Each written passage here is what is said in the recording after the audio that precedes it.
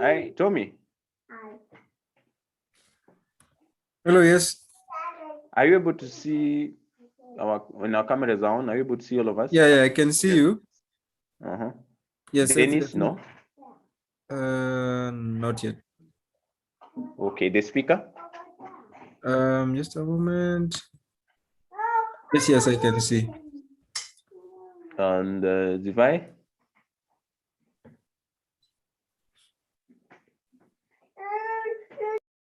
Mine is off. I'm trying to migrate to my laptop. You know, for me, I'll be incognito, so it is okay. Yeah, there is no problem. There's no problem. Okay. Let's check. Let's wait for Dennis then.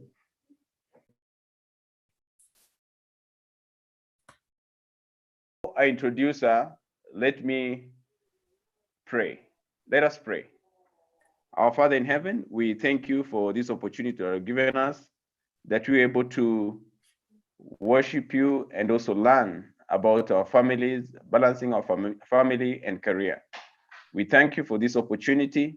And even as the speaker is going to take us through this, we pray, Lord, that you may give her the grace and also give her the ability to be able to articulate these issues. Above all, may we learn at your feet. For this, my prayer in Jesus' name.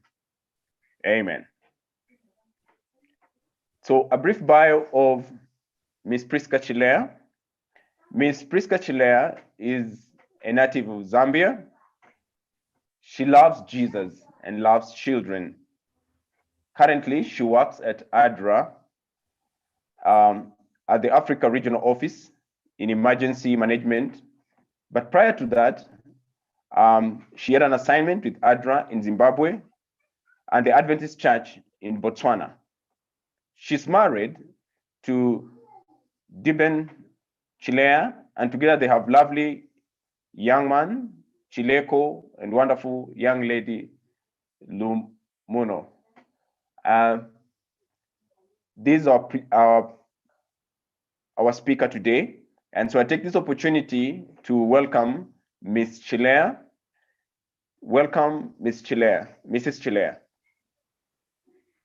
Thank you. Thank you so much. It's a privilege and an honor to be a part of your program. I am really happy that Karengata Church takes time to talk about issues that actually bother most young couples, but they have no outlet or a reliable source where they can get information to help them. So I really appreciate what you're doing for young couples. And sometimes people struggle with issues and they don't know what to do. I really appreciate this initiative. Do I carry on from here? Yes. Okay, thank you so much. So I will go through hopefully within an hour or so and be able to run through what I prepared. I decided to first look at Kenya statistics, and I thought to myself, okay, career and family growth, what does that mean? I thought, okay, let me look at how many women are in the labor force in Kenya, because generally we know when you talk about work, it's automatic that people would generally think men go to work, but women, it's like maybe they work or maybe they don't. But according to the Kenya National Bureau of Statistics, excuse me, the census data that was released in February last year indicated that there are more Kenyan women than men in employment. And the numbers are not very much different, but women are more by 100,000. So there are 9.89 million working women in Kenya, and 9.79 million men. So meaning that 50.2% of the working population in Kenya are women. And this just means that men are no longer the sole breadwinners. It means it's a more of a two-income home. So I thought to myself, what does this mean? Well, first, it means we are seeing a dramatic change in the labor force and the labor market. The demographic profiles of employees are no longer what we are traditionally used to. It's not men going to work, women staying home. We are seeing things change. This means that families have now shifted from the traditional male breadwinner role to a duo and a couple, and sometimes even single family or single parent families. And then men and women are experiencing an increase in demand from the family and household duties, as well as the work domain. And this means that now it calls for a work-life balance for both men and women, and that employers have to consider policies that accommodate both men and women in the workplace. These are things like flexi hours, virtual work, results and not presence-based kind of work, and work environments that are flexible and accommodating for women who might have small children. And that also means competition for the job market will need continuous improvement to improve chances of getting ahead. It means now everybody has to work harder to access the job market. And I looked at this data and thought that it reveals that there are more men in leadership roles. Actually, when I looked at it, it says more men are in leadership roles compared to women, even if women are more in the labor force, meaning that women have to work extra harder for them to be able to get not only the leadership roles, but also a pay that is equal to the position when they're in leadership. The census also shows that men in leadership get more money or get paid more compared to women who occupy similar positions. And so I thought to myself, this then calls for a shift in the way we think, in the way we do things, because we are seeing more and more women entering the labor market. And I thought to myself, okay, this is Kenya. What is happening in other places? I looked at the European Agency for Safety and Health at Work, and I looked at their statistics as well. And it seems it's the same situation as Kenya. Of course, for them, they've been in that situation for longer. But with these changes, then there are issues that come, there are challenges that come. So the work-life balance then becomes an issue. You have to attend to the family. You have to have some kind of mental bandwidth to handle the household or the familiar duties, as well as the work domain. You're needed to also perform just as well. So in the broad, it's a kind of a broad and complex phenomenon when we talk about work-life balance. You can't really define it and say, this is how it works. So, but there's some gentlemen here who have tried to define what work-life balance means. So what they say is that it is the extent to which an individual is equally engaged in and equally satisfied with his or her work role and family role. So according to the European Agency for Safety and Health at Work, they say that work-life balance consists of three components: time balance, involvement balance, and satisfaction balance. So they try to explain these time balance, involvement balance, and satisfaction balance by saying that when we talk about time, we are looking at the equal time being given to the family as well as work roles. And then when we talk about involvement balance, we are really looking at the equal levels of psychological involvement in both work and family roles. And then satisfaction balance refers to equal levels of satisfaction in both work and family. And they say that when an individual struggles to maintain these balances, there's a problem. And what that problem is conflict. Conflict because of the imbalance that comes from the work and life roles. So the work-family conflict may arise sometimes because maybe one is devoting too much time at work, or they are underperforming at work because the familial demands are too many. And so when individuals struggle to maintain and satisfy the demands placed on them by both the work and family domains, that imbalance then brings conflicts. And these conflicts, according to them, they say they're in two forms. So there's the work to family conflict and family to work conflict. So family to work conflict is when the pressures from the family and work domain are mutually incompatible. So work may demand more from a person, but the family also is demanding, and therefore you devote more time to family, and then you have issues at work. And the reverse for work-family conflict is the result that comes from where one attends to work much more than family, and then you have those issues as well. And what I was really interested in was, what's the impact of these conflicts, these imbalances?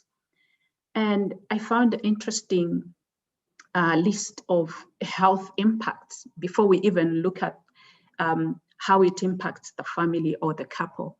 It says there's mental health and physical health issues. So there'll be poor mental and physical health, less life satisfaction, high levels of stress, high levels of emotional exhaustion, less physical exercise, higher likelihood to engage in problem drinking, increased anxiety and depression levels, poor appetite and fatigue. And I just looked and thought to myself, wow, these are just health impacts. What about spiritual impact? How would that look like if we were to also list spiritual impacts? Because if already you have poor mental and physical health, how do you even commit or devote to a time where you can be spiritually nourished, because your mental state is already an issue?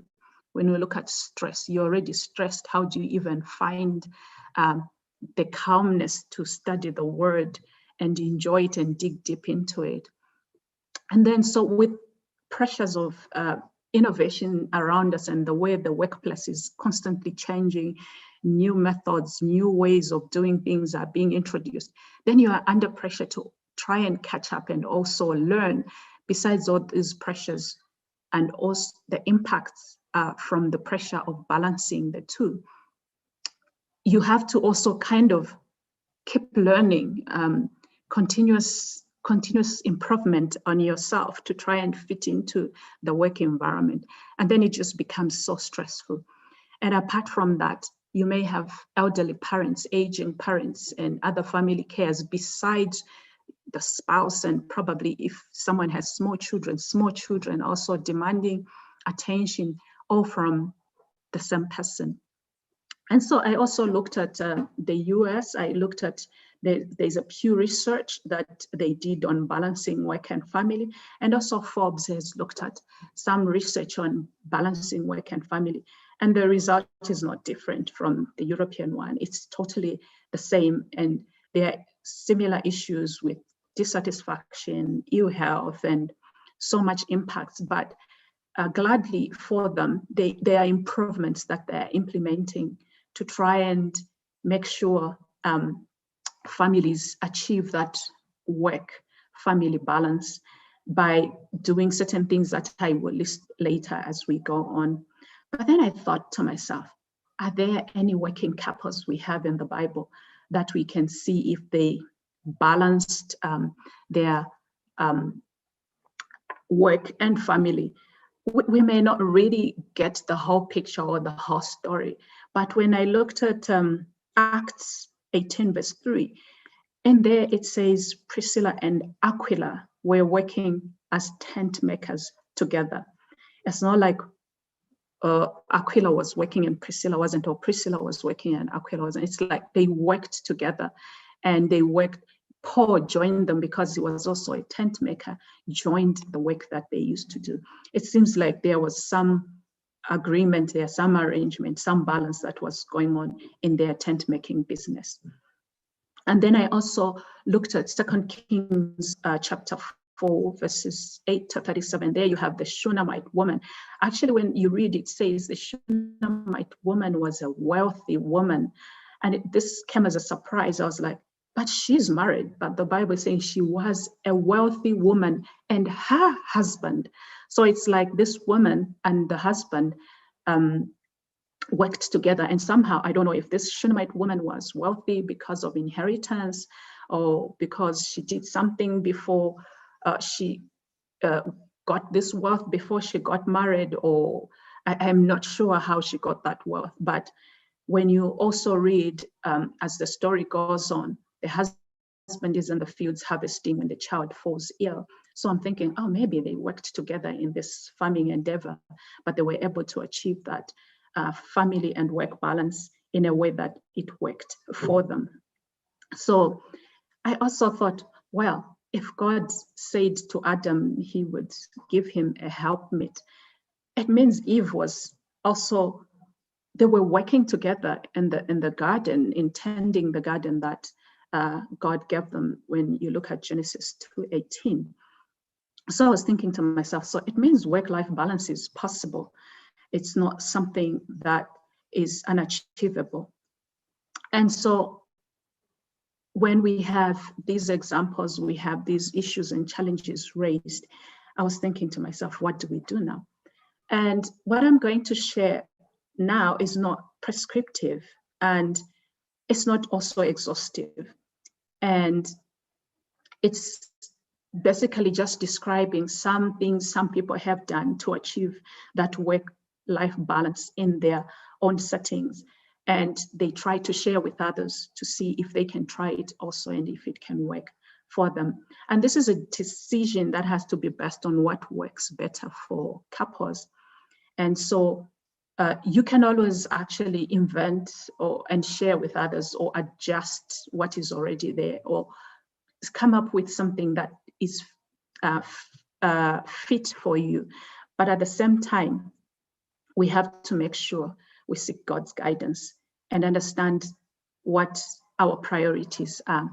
So I thought to myself, initially, this is basically something people have to discuss before they get married, as to how they will pursue their careers, how they will take care of family. And family, sometimes it may not just be the children. It could be aging parents. It could be sick siblings. It could be a sick family member that needs our attention.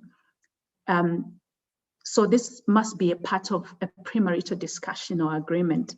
But at this point, if we haven't done that, then it means, if that conversation didn't take place, it means it needs to be done. It needs to be revisited. And Amos 3:3 says, can two work together except they be agreed? Because if we are not agreeing, then this will be a source of conflict, major conflict. And so if that did not happen, the conversation needs to be had. No matter how hard or challenging it might be, it has to be dealt with and come up with an understanding of how the career and family will be balanced and will be able to move forward while everybody is satisfied, but at the same time, we are also ensuring that our spiritual well-being is taken care of. So I also thought that priorities of each couple would determine how family and career growth will pan out. Is it career first? Is it family first? Is it financial needs? Or is it progressing in career? Because there's some careers where if you do not progress, you don't get those promotions, you become obsolete. So someone may have to push and push to be able to remain relevant in their career.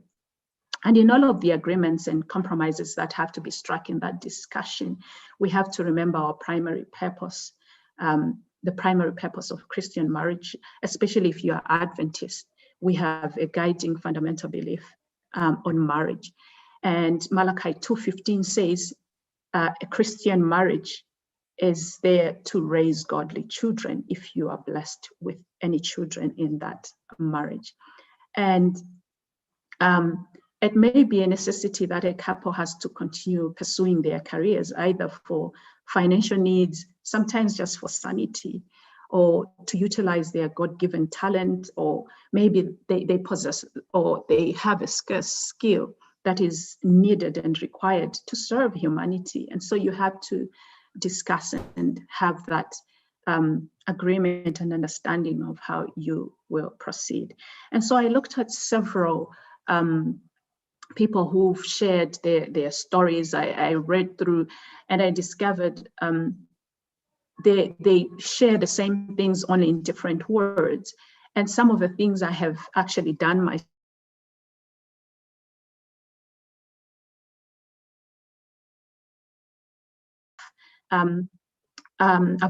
Sometimes I would decide I will stay home and try and take care of them, because I just felt I needed to be with them, because as you realized in the bio, we lived in different countries, so I didn't have that family support to say probably I could take my kids to my mom or to my sister or whatever. It had to be me and probably a helper that I had to get. And sometimes I had to just be home until I was sure that the person that I had to take care of the children was the right one. So I picked out some of the things that I came across and just tried to put them in simple points that I will share of what some couples have done to achieve the life and family balance. But before I get to that, I just want us to read through fundamental belief number 23, which is the guiding principle for Adventist families when it comes to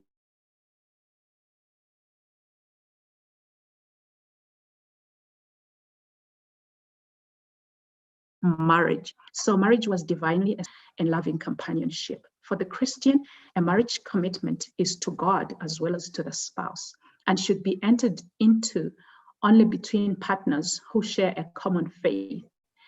Mutual love, honor, respect, and responsibility are the fabric of this relationship, which is to reflect the love, sanctity, closeness, and permanence of the relationship between Christ and his church. Regarding divorce, Jesus taught that the person who divorces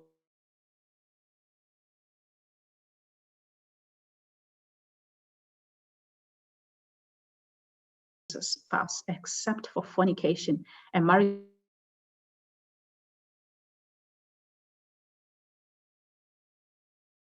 and the nurture of the church family, and intends that its members shall assist each other toward complete maturity. By their example, and their words, they are to teach them that Christ is a loving disciplinarian,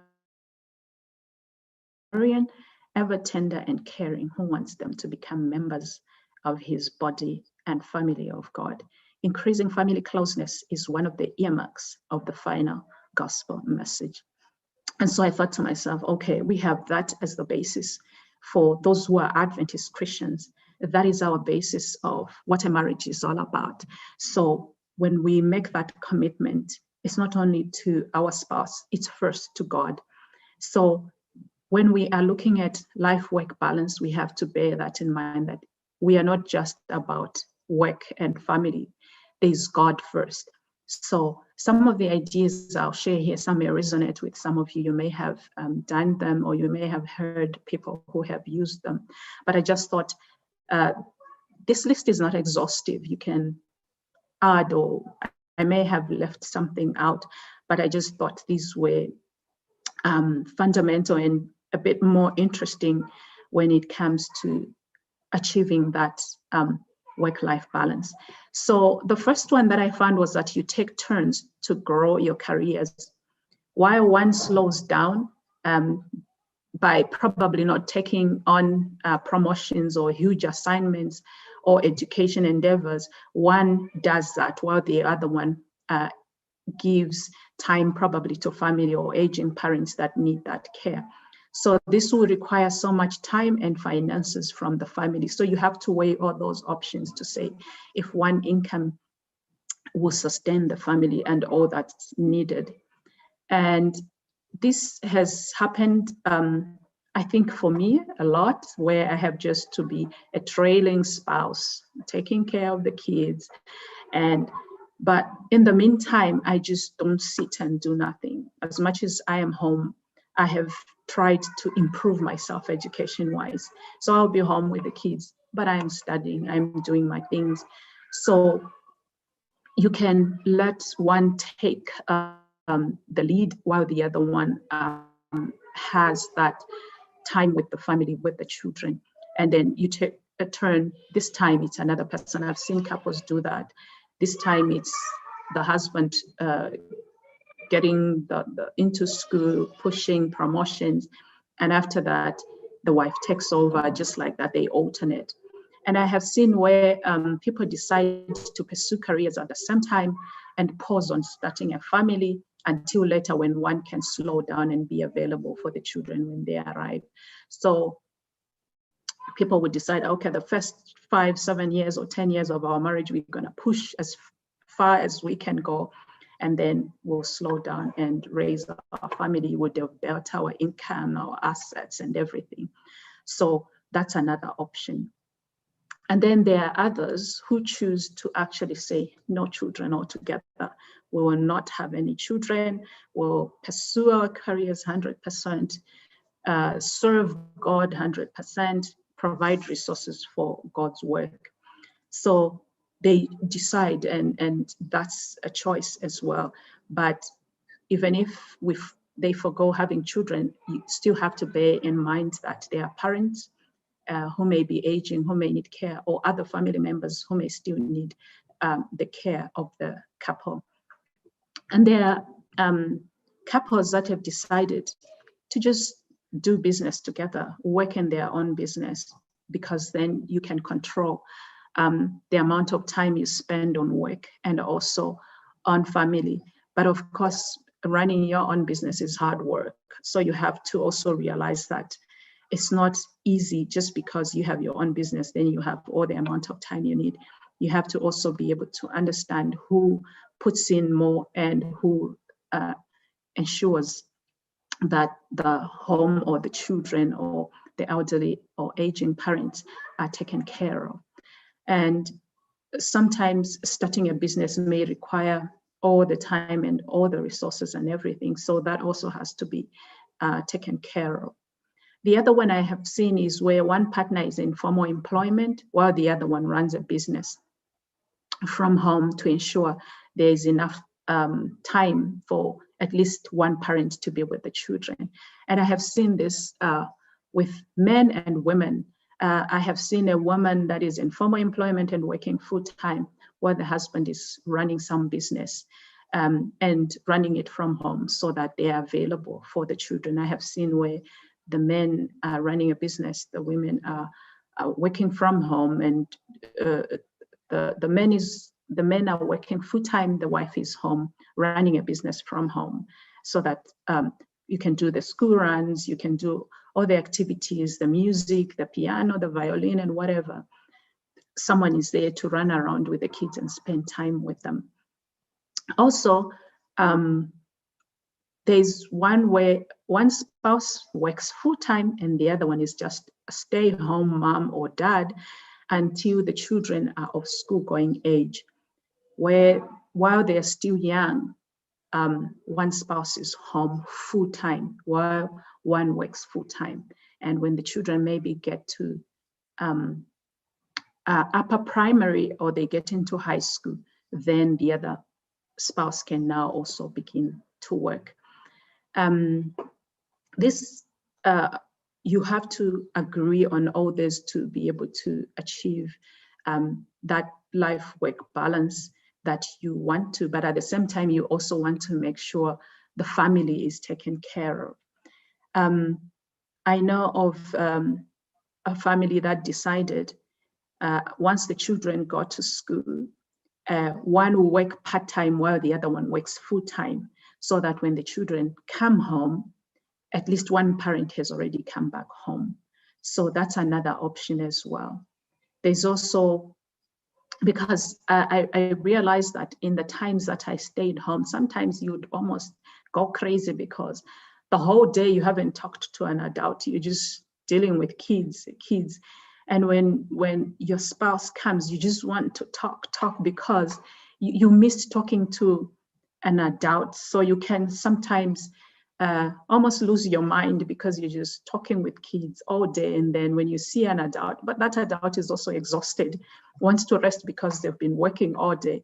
And so sometimes I would just say, okay, I'm going to go out and volunteer and do something where at least I can go with the kids so that I can talk to people, not that children are not people, but I mean like adults that can engage your brain, that you can talk at a different level. You can read, yes, but you can only read so much. So sometimes you just need that sanity. So some people choose to work half a day so that when the children come from school, they are home to just have that interaction with the work world and adults besides just being with the children. Also, some couples have negotiated flexible working hours with employers so that they are able to work from home some days and only go to the office for meetings or other agreed times, and ensure that if they have to travel, they make sure at least one parent is home. And I don't know about the Kenyan work environment, as in if there are laws and policies that can be negotiated, especially now that we are seeing that the labor force is shifting. It's not the traditional labor force that we knew. We're having more women at work. If organizations or government departments would be willing to accommodate women, especially with young children, to say, okay, because you have children, you can work from home this number of days, or you can work half a day, or you can work virtually. I think those are discussions that need to be advanced as well and be advocated for, so that women are not punished for bringing children into the world, to say because you have a child, then you have to leave work, even when you are providing an essential skill, which if withdrawn will actually hurt that organization.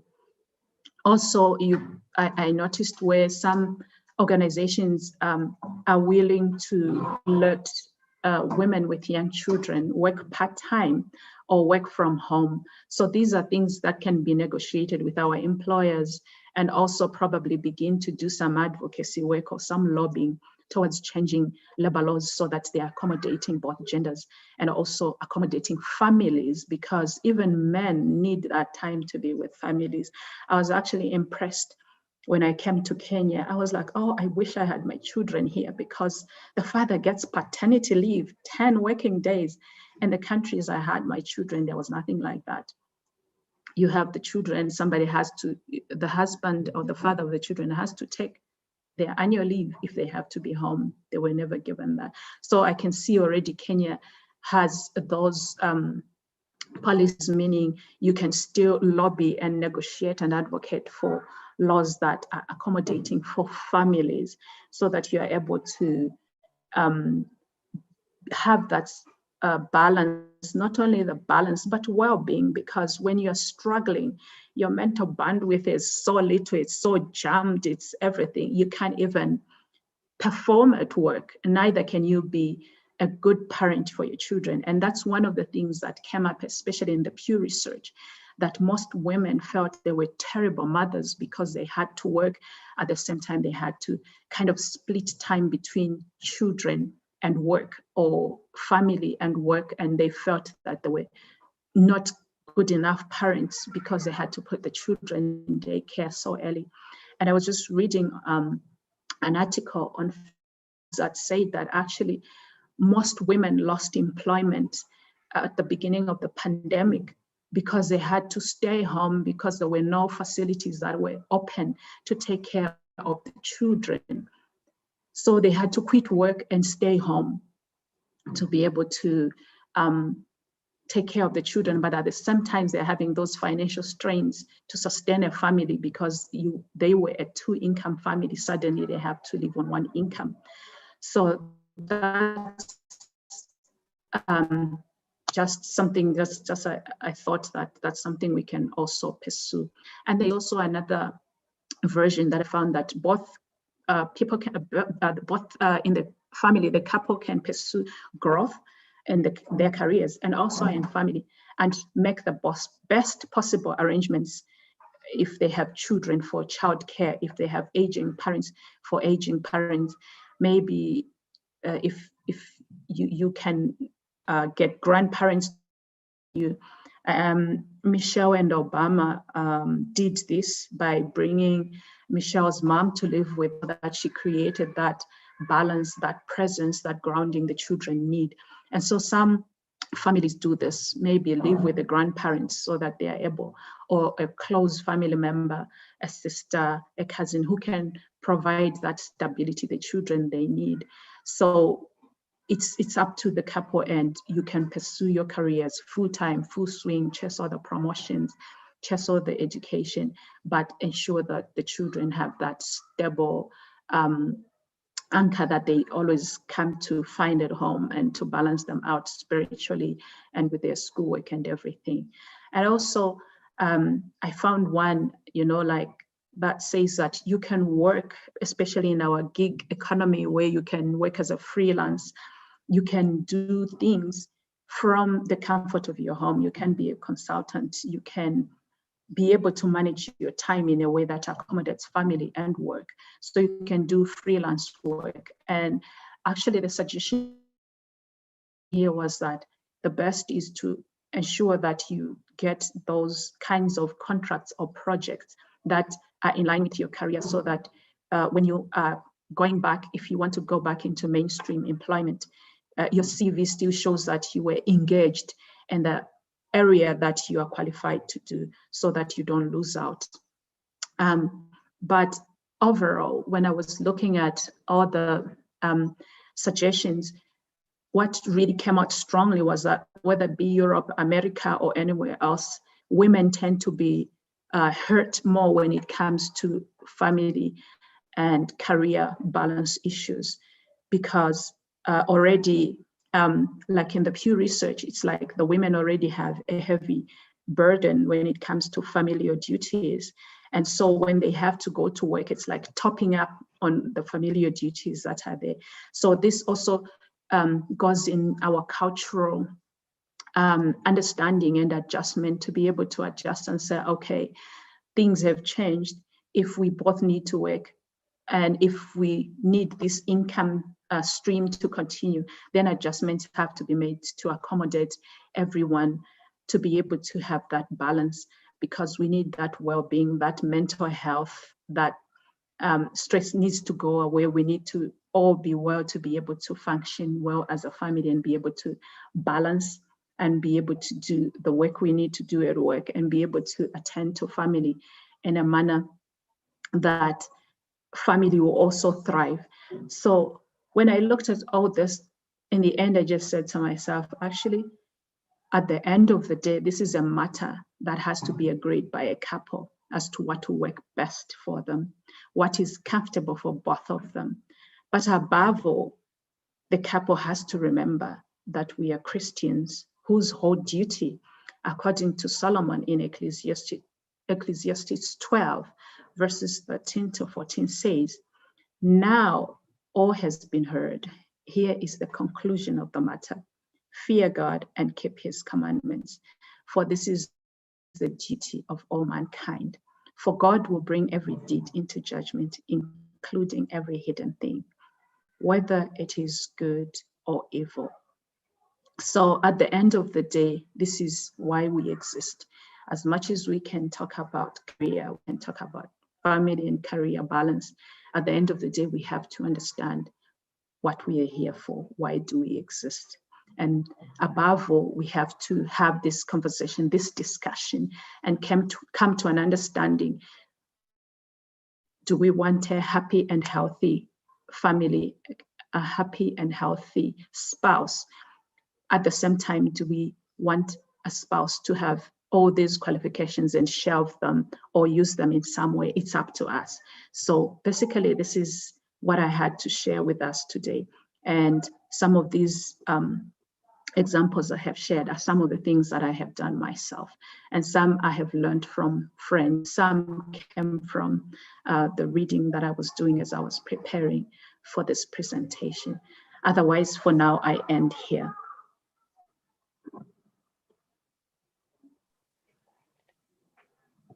Thank you. Thank you very much, Mrs. Chilea, for such an insightful presentation, trying to balance work and family.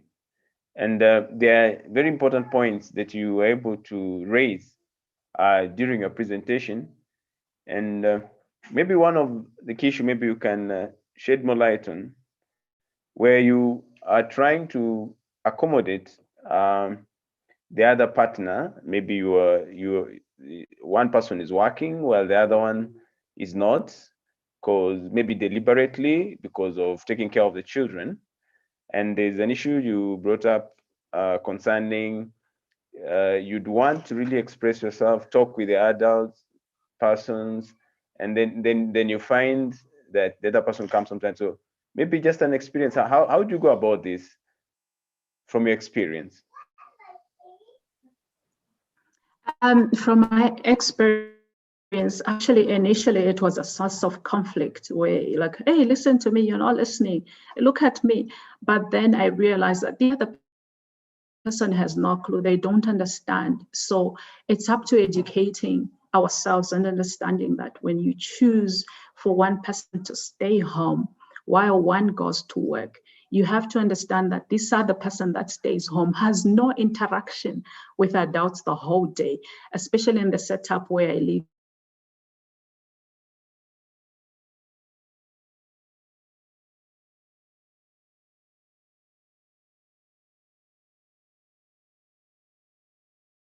You're living in this home that's walled and gated, the neighbors are gone back, there's nobody. Interaction with toddlers the whole day, 3-year-olds, 2-year-olds.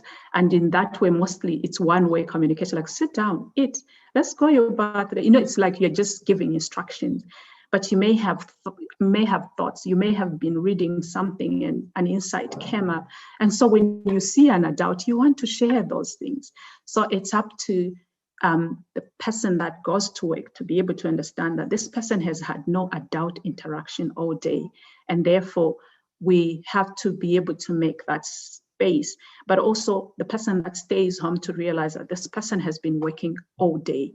Therefore, we need to also give each other that time. But what I came to realize was that we would have a time that you would just debrief. Okay, how was your day? Oh, this is how it went. Oh, what were you doing today? And have Sundays were like proper family day to just download and just talk and talk and talk.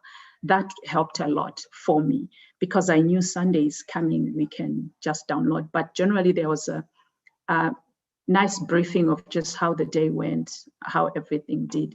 But it helps for the person that goes to work to understand that the person that stays at home misses interaction with adults, because when you're at work, Ziwai can attest, sometimes we'll talk and laugh and talk and talk. I have talked with an adult, I have shared some thought.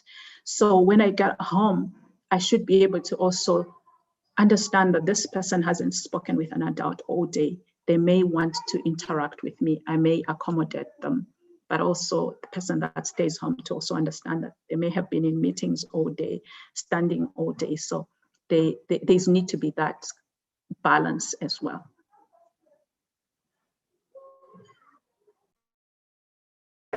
Thank you. Thank you. There's also the aspect that you did introduce or you did talk about, which involves maybe living with the grandparents.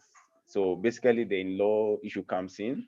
I think that will be under next week, but briefly, would this not be a source of conflict where you're living with the grandparents, or maybe giving sending away your kids to stay with the grandparents to maybe to release the other person from the duties? What's your take about this? Because seemingly it will also be a source of conflict. Actually, I don't recommend you or anyone taking their children to go and live with grandparents away from the parents. I think the children should be raised by their parents. Grandparents can help once in a while when things are tough or when the children just have to go visit. But it depends on what the relationship is with the in-law.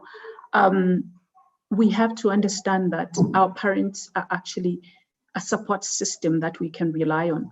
We need to ensure that we have a good relationship. Where you have a relationship, they can really be of great help. Like the example I gave with the Obamas, they deliberately took their mother, Michelle's mother, out of her home to go live with them at the White House for that purpose. She talks about it in her book, Becoming, so that they could have that balance of the children having somebody stable, somebody consistent in their life. But it all depends on how your relationship is. It doesn't just have to be an in-law. It could be a cousin, it could be a sister, it could be someone you trust. Or I was actually thinking to myself, actually, this is also an area that people can begin to work on innovations in. Probably instead of just staying home, I could start a specialized daycare. Maybe I say, Karengata Church, bring your babies, I'll take care of them. You know, they'll be safe with me. You know, I'll take care of their spiritual needs. I could say, bring them to me while I also raise my own children together with your children. So it doesn't just have to be an in-law, but for me, I believe you should have a healthy relationship with parents, because we need them. They can be a great source of support. But if it doesn't work out, you can always work out other alternatives where you can get trained nannies that are specialized for that. But of course, we know how sometimes they can also be inconveniencing, where somebody just tells you, I'm not coming today, or I also have an emergency. But we can use the family support system to support us as well if we want to pursue these careers. That's why I say these are things we need to really discuss and be able to agree and understand. Unfortunately, I've lived away from home, so I'm not even the best person to even share that. I have a perfect and wonderful relationship with my mother-in-law. I'm sure that if I were home, I would definitely use her for that support system. My mother passed away 2 months after I got married. And so I told mother-in-law, you're the only mother I have. So whatever I need, you're gonna have to do it. So it just depends on what relationship you have. It just doesn't have to be your mother-in-law. If that brings conflict in any way for whatever reasons, you can use other family systems or specialized services that are there to help. But we have to ensure that we rediscuss this and agree, understand the dangers, the risks, and also the advantages that come with them. Thank you, Ms. Chilea. But then there's also this other aspect that some insight you did shed in your presentation concerning the paternity leave, and you are a bit happy and excited that in Kenya this is provided for. But then it seems maybe the young fathers, older fathers, some of them don't understand the meaning of this paternity leave, because it's maybe time off to do the other activities you haven't done because of work. So what would be some of the things that you'd put across to make this paternity leave meaningful to these young fathers and old fathers? Thank you. Maybe before I answer that, I see Zivai has a hand up. Is there something you needed to share? Thanks a lot, Priska. I just wanted to add, to the value of in-laws as a support structure. So when I got married, I had just started my PhD. And the way you're saying people stagger. So Edward had finished his. So I was the one who was now pushing my career. And my daughter was only 2 years old. I have to go away. And my mother-in-law actually moved from her house to live in my house to support Edward to take care of our 2-year-old for over a year. And it worked out very well because my daughter had a mother figure. She could run to grandma for everything. And the father was there, and she was not uprooted from in the environment that she knew. So, and for me, that was a huge expression of love from my mother-in-law.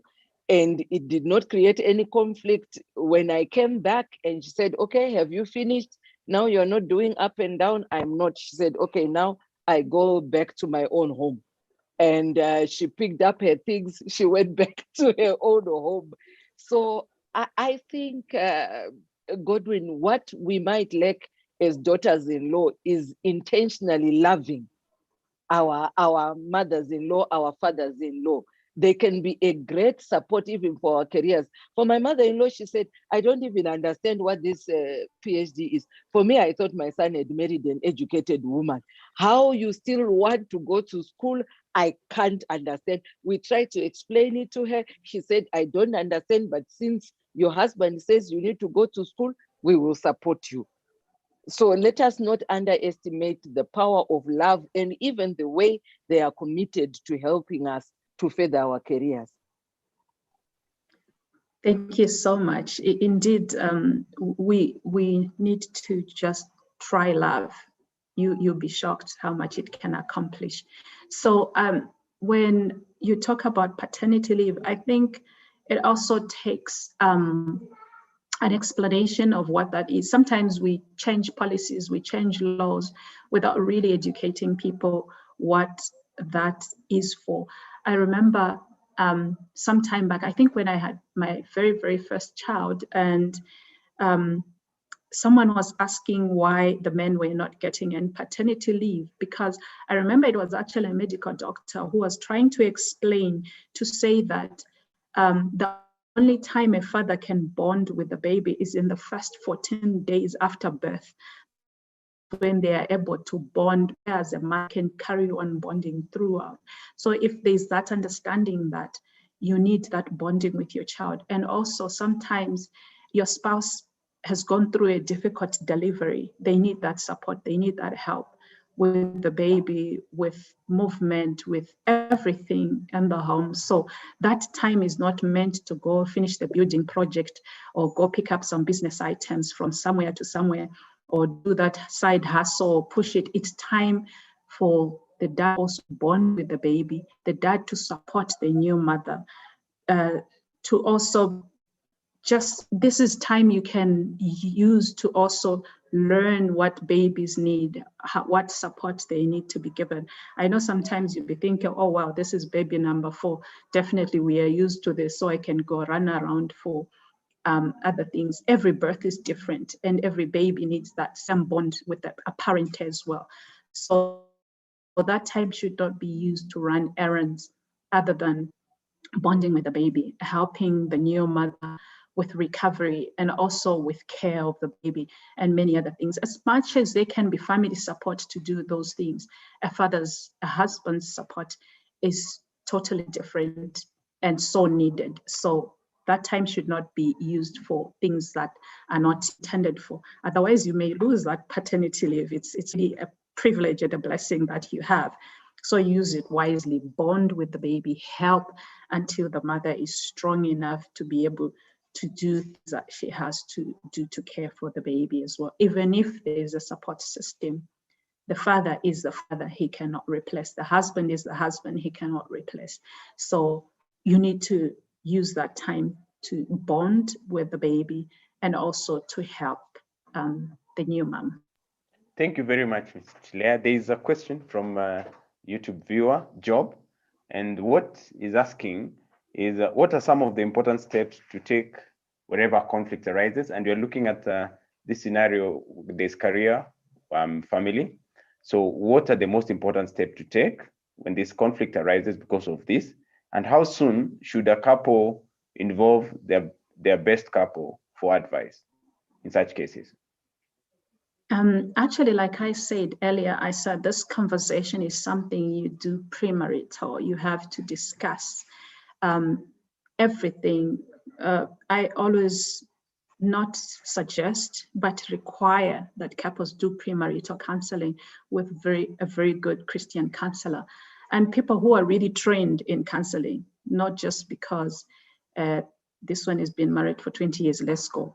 You need actually someone who can guide you through, you to discuss, not me trying to correct the mistakes I made in you as a new couple. No. We need to help you chart a course, come up with a plan of how you want to live your lives as a married couple. So this is something that should happen premarital.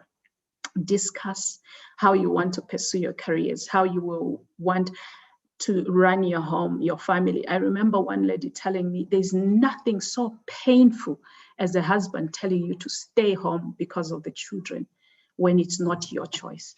So those conflicts can arise because it's something you never discussed. That's why I said, if you didn't discuss it premarital, it's a hard conversation, yes. It's a conversation still that has to be had. You have to discuss and agree on how you will move forward. If conflict has already started, it means that discussion is even more urgent. You need to sit down and discuss and agree, not force something upon a person that they didn't sign up for, because probably their parents invested so much in them because they wanted them to be able to do something, to accomplish something.